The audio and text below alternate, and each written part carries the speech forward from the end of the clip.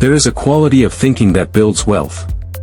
And one habit separates serious builders from hopeful dreamers. Wealth thinkers measure what most people ignore. They do not guess. They do not assume.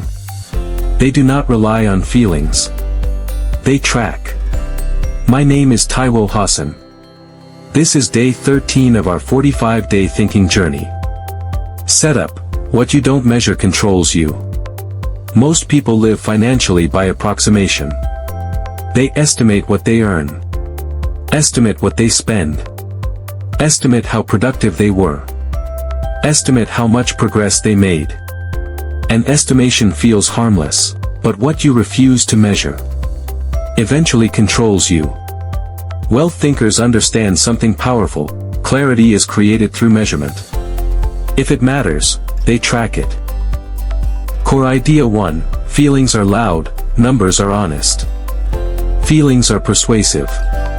You can feel broke, even when you are progressing. You can feel successful, while quietly declining. Feelings are loud. Numbers are honest.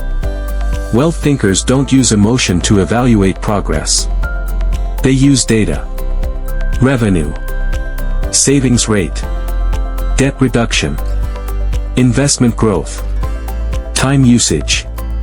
Not because they are obsessed, but because measurement removes illusion. Illusion is expensive. Clarity is profitable. Core idea 2: what you track improves. There is a psychological truth: whatever you track improves. When you track spending, you spend more intentionally. When you track time, you waste less of it. When you track performance, you become sharper. Wealth thinkers use measurement as a form of quiet discipline. Not to shame themselves, but to adjust intelligently. Because without feedback, there is no refinement. And without refinement, there is no growth. Core idea 3: small leaks destroy big income. Many people focus only on earning more. Few examine where money quietly leaks. Untracked subscriptions. Impulse purchases. Unreviewed habits. Unmeasured inefficiencies. Wealth rarely collapses dramatically.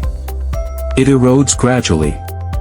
Wealth thinkers inspect the leaks before they chase new income. Because protecting what you have is often more powerful than chasing what you don't. Core idea 4: measurement builds personal accountability. When you measure consistently, excuses become uncomfortable. It is easy to say, "I'm working hard." It is harder to say, "Here is the measurable result." Wealth thinkers hold themselves accountable privately before the world holds them accountable publicly. They review their numbers, their habits, their progress. Not occasionally, routinely. Because accountability accelerates maturity. Practical application: today's wealth practice. Here is how to practice measurement today. First, choose 3 metrics that matter to your financial growth. It could be daily spending, weekly income, hours invested in skill development, debt reduction progress. Second, track them daily for the next 7 days. No emotion, just observation. Third, at the end of the week, review without judgment. Ask, what patterns do I see? Where am I disciplined? Where am I leaking? Fourth, make one small adjustment based on evidence. Not based on mood. Not based on motivation. Based on measurement. Finally, create a weekly review ritual. Wealth thinkers do not drift into success. They audit their way into it. Wealth is not built on hope. It is built on clarity, correction, and consistent measurement. What you measure improves. What you ignore expands unchecked. This is the quality of thinking that builds wealth. This is day 13 of 45. Follow for the next episode. For past episodes and other growth resources, click the accompanying link below or above. Growth is limitless. Keep growing.